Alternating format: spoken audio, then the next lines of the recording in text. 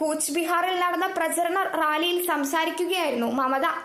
വോട്ടെടുപ്പിന് ദിവസങ്ങൾക്ക് മുമ്പ് BJP NIA ഉപയോഗിച്ച് തങ്ങളുടെ നേതാക്കളെ അറസ്റ്റ് ചെയ്തേക്കുമെന്നും അതിലൂടെ NDA സഖ്യത്തിന് സ്വതന്ത്രമായി പ്രവർത്തിക്കാൻ കഴിയുമെന്നും മമത വിമർശിച്ചു.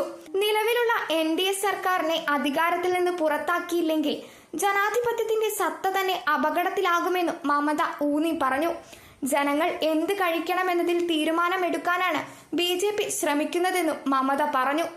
രാവിലെ ചായക്കൊപ്പം ഗോമൂത്രം കുടിക്കണമെന്നും ഉച്ചഭക്ഷണത്തിന് ചാണകം കഴിക്കണമെന്നും BJP ആവശ്യപ്പെടുമെന്ന് മമത ചൂണ്ടിക്കാട്ടി. രാമനവമി ദിനത്തിൽ BJP അക്രമവും കലാപവും സൃഷ്ടിക്കാൻ ശ്രമിക്കുമെന്നും ബാനർജി ആരോപിച്ചു. ട്രയൽ റണ്ണിന് മുമ്പ് അഭിഷേക് ബാനർജിയുടെ ഹെലികോപ്റ്ററിന്റെ ചേംബറിൽ പണവും സ്വർണവും ഉണ്ടെന്ന് ആരോപിച്ച് IT ഉദ്യോഗസ്ഥർ റെയ്ഡ് നടത്തിയിരുന്നു. എന്നാൽ ചേംബറിൽ നിന്ന് ഉദ്യോഗസ്ഥർക്ക് ഒന്നും കണ്ടെടുക്കാനായില്ല.